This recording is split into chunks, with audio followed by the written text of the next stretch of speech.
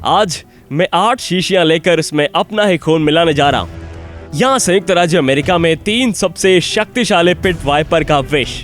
हमारे पास एक डॉक्टर है जो मुझे सुई से चुभोकर खून की ये 8 शीशियां निकालेंगे। और अभी मैं बहुत नर्वस और थोड़ा सा बेचैन महसूस कर रहा हूँ और मैं प्रोसेस के दौरान बेहोश भी हो सकता हूँ। चलिए शुरू करते हैं। अपना ब्लड दे रहा हूँ विज्ञान के लिए।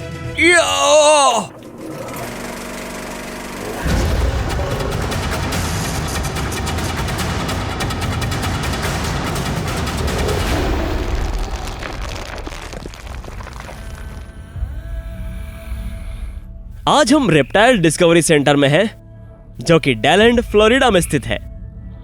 ये सर्पेंटेरियम दुनिया के कई सबसे खतरनाक सांपों का घर है और आज सुबह मैंने 3 पिट वाइपर के जहर को निकालने में सहायता की है, जो पूर्वी संयुक्त राज्य अमेरिका में अक्सर पाए जाते हैं। कॉपरहेड, वाओ ये शानदार था। वाटर मॉकेसिन, मुंह नीचे करके जाना, ठीक है। और ईस्टर्न डायमंडबैक रेटलस्नेक, वाओ यार इससे तो वाकई में बहुत ज्यादा जहर निकला। आमतौर पर इस जहर को उनके मैड टॉक्सिन जहर प्रयोगशाला में भेजा जाता है, जहां इसे जीवन रक्षक एंटीवेनम में बदल दिया जाता है। लेकिन आज हम एक ऐसा प्रयोग करने जा रहे हैं जो आपने पहले कभी नहीं देखा होगा। ठीक है, क्रू तो पूरी तरह से तैयार है। तो ठीक है दोस्तों, आज का प्रयोग हमें दिखाएगा कि जब सांप का जहर इंसान के खून में मिलाया जाता है तो क्या होता है। मुझे हमेशा से ये जानने की उत्सुकता रही है कि जब कोई सांप आपको काटता है और उसका जहर आपके रक्त प्रवाह में प्रवेश करता है तो क्या होता है। तो आज हम ये करने जा रहे हैं कि मेरे खून की 8 शीशियां लेनी है। हम इसे कंट्रोलिंग मेथड में करेंगे और फिर हम 3 अलग अलग शीशियों में जहर मिलाएंगे और देखेंगे कि क्या होता है।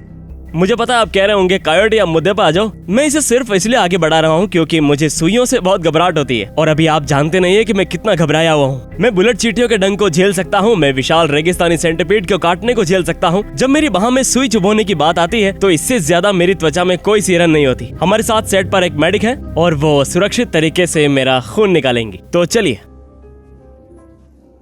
जी बिल्कुल स्थिर। ठीक है, हाँ ओके। मुझे पहले से ही गर्मी लग रही है और मुझे अभी बहुत पसीना आ रहा है, जैसे कि मैं चींटी और सेंटीपीडों से भी ज्यादा घबरा रहा हूँ, जैसे कि ये बुरा दिन है। ओके हाँ हाँ मुझे लग रहा है मैं तैयार हूँ।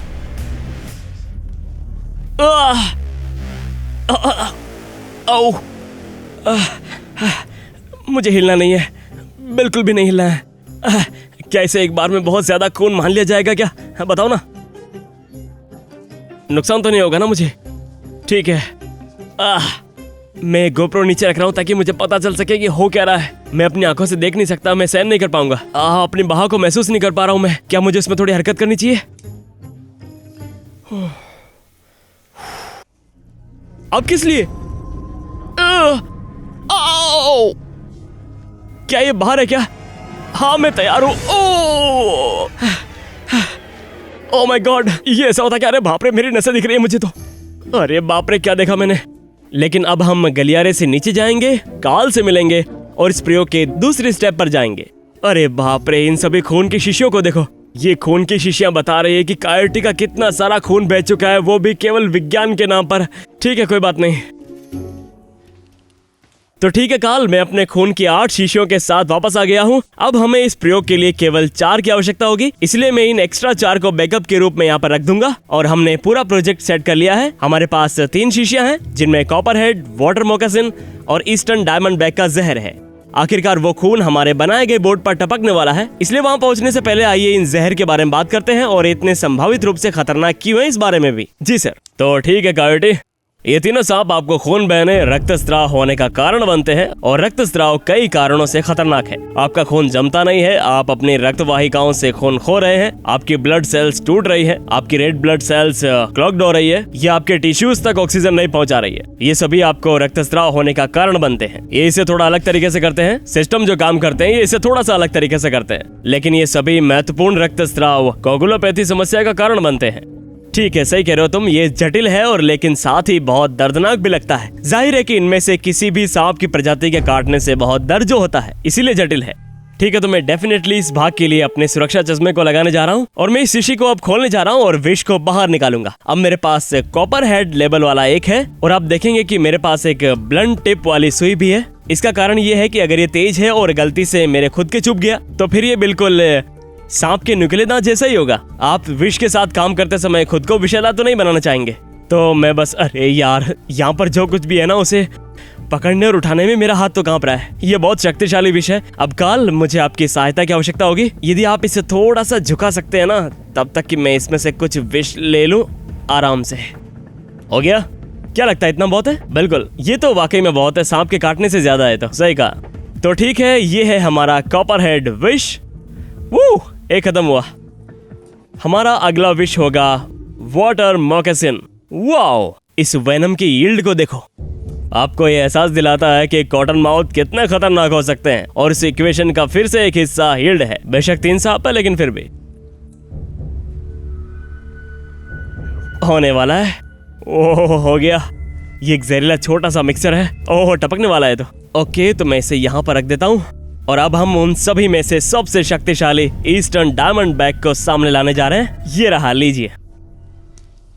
ये वही बड़ा वाला है। ठीक है, तो चलो,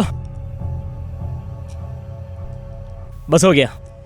और ये इतना जहर आपको मारने के लिए पर्याप्त होगा, है ना? लगता तो है। तो ठीक है, हमारे पास अब तक जहर की 3 सिरिंज तैयार हो गई है। धन्यवाद काल। तो ये है। हाँ, तो अपने हाथ को स्थिर रखना कोई आसान बात तो है नहीं। ठीक है, तो हमारा पहला ग्रीन कॉपर हेड यहाँ पर तैयार होने जा रहा है। आगे बढ़ते हैं। ओके, इसे नीचे रखते हैं। ये खतरनाक है, छोटी वाली ट्यूब। ठीक है, तो अब पीले रंग के लेवल वाले वाटर मॉकेसिन की ओर बढ़ते हैं। सावधानी ये है कि वाटर मॉकेसिन वाकई जानलेवा हो सकते हैं। ये ऐसा सांप नहीं है जिसके साथ आप खिलवाड़ करना चाहेंगे, इसीलिए लोगों को इसे दूर से ही निहारना चाहिए। ओके, ये भी रख दिया। ठीक है, तो ये है मोकासिन का जहर जो मेरे खून में जा रहा है। और आखिरी लेकिन निश्चित रूप से सबसे कम महत्वपूर्ण नहीं होगा, वो है eastern diamond bag Ratle snake का। ये अभी भी बहुत खतरनाक सिरिंज है। अभी भी कुछ इसमें वेनम रेसिड्यू है। ठीक है, तो चलो शुरू करते हैं। ये है ईस्टर्न डायमंड बैग वेनम जो कि मेरे अपने खून में जा रहा है। ठीक है, तो चलो 15 मिनट लेते हैं। हम वापस आएंगे और इस प्रयोग का तीसरा चरण हमें बताएगा कि जब आप मानव रक्त में सांप का वेनम मिलाते हैं तो दृश्य दृष्टिकोण से क्या होता है। लेकिन मुझे पता है कि आप में से बहुत से लोगों ने पहले भी कहा होगा, कायोटी, आपको बहुत सी चीजों ने काटा और डंक मारा है, एक वेनमस सांप ने काट लिया। अब काल, मैं इस बातचीत को आपके लिए खोलना चाहता हूँ कि ताकि आप सभी को ये बता सकें, जानबूझकर जहरीले सांप द्वारा काटे जाने की जो धारणा होती है वो कितनी क्रेजी वाली होती है। अब ये तो स्पष्ट है कि मैं कभी भी जानबूझकर ऐसे किसी को नहीं काटूंगा, जैसा कि कॉपर हेड या वाटर मोकासिन या रेटल स्नेक द्वारा काटा जाता है। तो हमें बताएं कि ये इतना नुकसानदायक क्यों है। क्योंकि कीड़ों के डंक और सांप के काटने में बहुत अंतर होता है और इसीलिए कीड़ों का जहर काफी हद तक दर्द पैदा करने के लिए विकसित हुआ है। और मूल रूप से ये जो करने की कोशिश कर रहे हैं वो शायद आपको अपने घोंसले या उस तरह की किसी चीज से दूर करना चाहते हैं। वहीं सांप का जो जहर है वो खाने वाले भोजन को निष्क्रिय करने और उसको मारने के लिए विकसित हुआ है। और इसीलिए सांप का जो जहर है वो कई अलग अलग स्तरों पर विनाशकारी होता है। तो आपको ब्लड केमिस्ट्री संबंधी समस्याएं होती है, आपको तंत्रिका संबंधी समस्याएं हैं, आपको हृदय संबंधी समस्याएं हैं, आपके हार्ट की मांसपेशियों का डिपोलराइजेशन है और आपको शायद ये सारी चीजें भी हो सकती है। Nephrotoxicity, myotoxicity, cytotoxicity, cardiotoxicity, neurotoxicity. सांप का काटना बहुत खतरनाक घटना हो सकती है। वास्तव में ये एक घातक घटना हो सकती है और सेलुलर स्तर पर ये विनाशकारी है। ये कोई ऐसी चीज नहीं है जिसे मूर्ख बनाया जाए या इसे हल्के में लिया जाए। यही कारण है कि इसमें कोई संदेह है ही नहीं। ठीक है, तो लगभग 15 मिनट अब तक हो चुके हैं और जब से जहर मेरे शरीर के अंदर घुस रहा है और ये वो बड़ा क्षण है जिसके बारे में मैं उत्सुक था। मुझे पता है कि आप सभी इस बारे में उत्सुक हैं कि उस जहर के अंदर मेरे खून के साथ में वास्तव में क्या हुआ होगा। तो पहली चीज जो हम करने जा रहे हैं वो है मेरा सुरक्षा चश्मा पहनना। ये बहुत जरूरी है।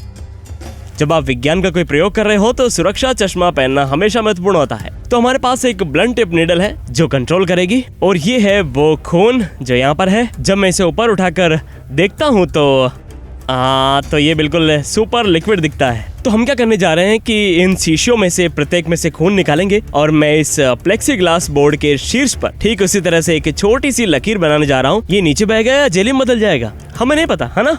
ये दिलचस्प होगा, मुझे लगता है हम देखेंगे। और मैं यहाँ पर एक अच्छी सी लकीर बनाने जा रहा हूँ, बहुत शानदार, ऐसी इस तरह वाली। ओ, क्या हुआ ये तो खून में थक्के जम रहे हैं, मतलब कोगुलेशन हो रहा है ना कॉल? सही बोल रहे हो, जम रहा है अंदर ही अंदर। ये तो एक ज़ॉम्बी फिल्म की तरह लग रहा है। तो कॉल हमें बताओ कि क्या हुआ, क्योंकि यहाँ कोई जहर नहीं है। तुम देख रहे हो ये खून के जैसे टुकड़े हो और ऐसे लग रहे थे जैसे उन्होंने खुद को प्लेक्सीग्लास प्लेट पर उल्टी कर दिया हो। जब आप खून को ऑक्सीजन के संपर्क में लाते हैं तो ये जमना शुरू हो जाता है। ओके ठीक है, और इसीलिए हम यहाँ ये देख रहे हैं। और ये तो एकदम स्वस्थ रक्त है। बिल्कुल, ऑक्सीजन के संपर्क में आने वाला स्वस्थ रक्त भी जम जाएगा मतलब। तो अधिकांश भाग के लिए तो ऐसा लगता है कि मैं स्वस्थ हूँ। तो अब हम कॉपर हेड की ओर बढ़ रहे हैं। ये हमारी ग्रीन वाली शीशी है और मैं इसे थोड़ा सा बस बाएं और दाएं झुकाने वाला हूँ, जैसा कि आपने मुझे कहा था। काल, जैसा कि आप कह रहे थे कि वो जो एंटीकोगुलेंट होता है वो ऐसा दिखाता है कि जैसे वो बहुत कुछ है। ये कहना बहुत मुश्किल है कि हम नंगी आंखों से कुछ देख पाएंगे या नहीं, लेकिन मैं आपको भरोसा दिलाता हूँ कि अभी ये इस ट्यूब में जो चल रहा है वो सेलुलर रूप में, जैसा कि हमने पहले भी बात की थी, वो भयावह है। तो ठीक है, देखते हैं कि हम नंगी आंखों से कुछ देख पाते हैं। अब ये कॉपर हेड का जो खून है वो ऊपर आ रहा है। वाह, आप उन सभी बुलबुलों को देखो एक बार। मैंने वास्तव में इसे कंट्रोलिंग पर नहीं देखा। ओके, तो अब शुरू करते हैं इसका। ओ, इसको देखो, ये कैसे बाहर में टपक रहा है। मैंने तो अभी तक इस पर कोई दबाव भी नहीं डाल रहा हूँ, फिर भी इसे देखो एक बार, ये सिरिंज से बाहर अपने आप ही टपक रहा है।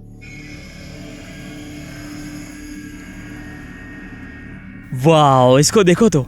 रियली ये निश्चित रूप से नग्न आंखों से देखने पर तो ऐसा लगता है कि वहाँ कम जमावट हो रही है ना? बिल्कुल, मेरा मतलब है कि नग्न आंखों से ये ऐसे जा रहा है, ये बिल्कुल नीचे चला गया है। मैंने वहाँ पर कुछ छोटे सूक्ष्म थक्के देखे, लेकिन नग्न आंखों से मुझे नहीं पता कि आपने वहाँ पर क्या देखा। हाँ, जो भी पर इंटरेस्टिंग है, ये अविश्वसनीय रूप से तेज गति से बहता हुआ रक्त था। मेरा मतलब है कि जिस गति से ये नीचे की ओर फिसला और प्लेक्सीग्लास से बाहर निकला, आप देख सकते हैं कि यहाँ बहुत सारा रक्त अभी भी धारियां नहीं बना पा रहा है। देखिए, आप लगभग इसकी अधिक पानी जैसी स्थिरता को देख सकते हैं। तो ये ब्लड कोशिकाएं टूट रही है और एक दूसरे से चिपक ही नहीं पा रही हैं। फिर से नग्न आंखों से तो ये ऐसा ही दिखाई देगा। तो दोबारा दोस्तों, हम इस बात पर पर्याप्त जोर नहीं दे सकते कि सूक्ष्म स्तर पर जो कुछ भी हो रहा है उसके आंतरिक पहलू कैसे हैं, कि अगर हमारे पास एक सुपर शक्तिशाली माइक्रोस्कोप होता तो हम इसके होने को देख पाते। मेरा मतलब है यहाँ सिर्फ रक्त कोशिकाओं का विस्फोट है और अंदर सब कुछ फूट रहा है। ये सभी छोटी कोशिका दीवारें प्रभावित हो रही है। ठीक है, तो आगे चलते हैं। वाटर मॉकासिन आप देख सकते हैं यहाँ। ये रक्त भी निश्चित रूप से बहुत ही पतला दिखता है, फिर भी प्रोटीन और टॉक्सिन्स पदार्थों का एक पूरा कॉकटेल जो इस ब्लड को पता नहीं कौन सी चीज में बदल दे रहा है। देखते हैं क्या होता है। मैं समझ गया। ओह वाह, तो वास्तव में खून को वहां तक खींचने में परेशानी हो रही है। ये बुलबुले कैसे हैं? इस सैंपल में थोड़ा थक्का दिख रहा होगा। हाँ ठीक है, और मेरा चश्मा भी धुंधला हो रहा है। मैं अपना हाथ स्थिर रखने की पूरी कोशिश करूंगा, लेकिन वेनम और ब्लड के साथ जब कोई काम करते हैं तो निश्चित रूप से आपकी हृदय गति बढ़ जाती है, ये तो पक्का है। तो ये मेरा खून है जो वाटर मॉकासिन वेनम के साथ में मिला हुआ है, और फिर आप देख सकते हैं कि ये वाला खून बिना किसी दबाव के ही सुई की नोक से बाहर आना चाहता है। ये अपने आप ही टपक रहा है। तो मैं बहुत धीरे धीरे इस पर दबाव डालने जा रहा हूँ, तो हम देखते हैं कि क्या होता है। वाह, इसको देखो, देखो यार, ये किस तरह से नीचे जा रहा है। वाकई में वाह। अब इस सैंपल में निश्चित रूप से कुछ थक्के दिखाई दे रहे हैं, बिल्कुल कॉपर हेड के जहर से भी ज्यादा। हाँ, ये सच है। इसे देखिए, आप अभी भी ये देख सकते हैं कि ये प्लेक्सीग्लास के किनारे नीचे की ओर जाने वाले कीड़े जैसा दिखता है, लेकिन निश्चित रूप से कॉपर हेड का जहर कंट्रोलिंग के संबंध में कॉटन माउथ के जहर से पतला दिखाई दिया। कहना मुश्किल है, लेकिन शायद हम वहाँ कुछ एंटीकोगुलेंट गतिविधि देख रहे हैं शायद। चलिए शुरू करते हैं। मेरे खून में ईस्टर्न डायमंड बैग का जहर है। इसका ऊपरी हिस्सा वापस आ रहा है। चलिए बढ़िया।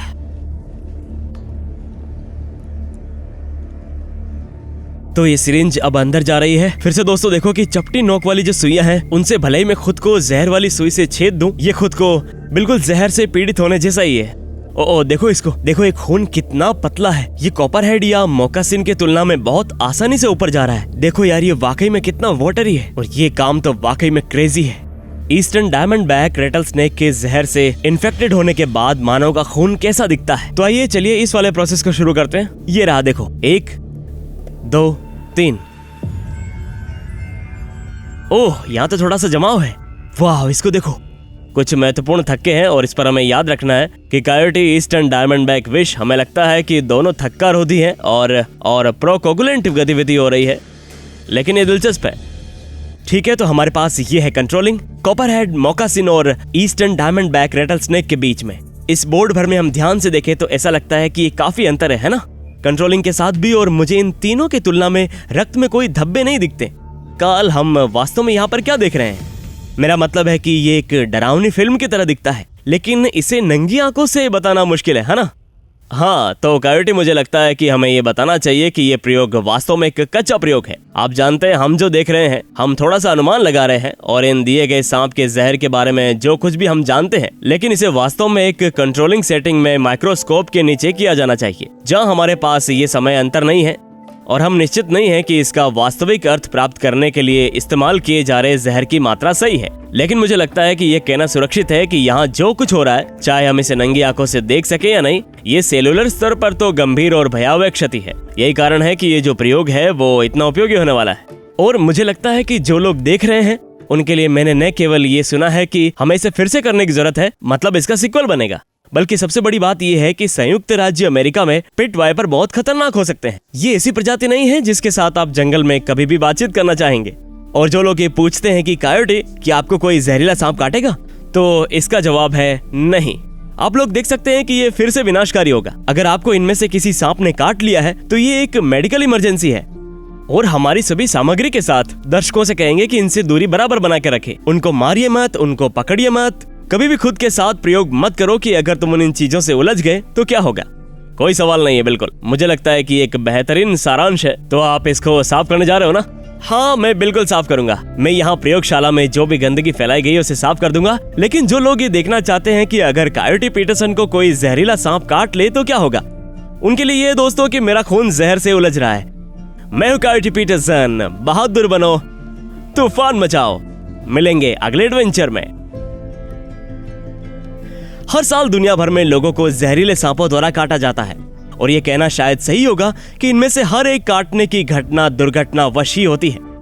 कॉपरहेड जैसी कुछ प्रजातियां आपको मार नहीं सकती, लेकिन ईस्टर्न डायमंडबैक का पूरा जहर एंटीवेनम के बिना आपकी जान ले सकता है। कार्ल और मोरा हर साल हजारों बार इनसे उलझते हैं, अपनी जान जोखिम में डालते हैं, ताकि अगर दुर्भाग्य से आपको इनमें से किसी रेंगने वाले सरीसृप ने काट लिया हो तो वो बच सके। पर इसका मतलब ये तो कतई नहीं है कि आपको सांपों से डरना चाहिए। लगभग सभी काटने की जो घटनाएं होती है वो मनुष्य द्वारा इन जानवरों में से किसी एक को हिलाने, परेशान करने या मारने की कोशिश की परिणाम स्वरूप होती है। सबसे अच्छा तरीका यही है कि हमेशा सुरक्षित दूरी से ही सांपों का सम्मान करें, ये सुनिश्चित करते हुए कि आपके साथ कोई विनाशकारी संपर्क ना हो।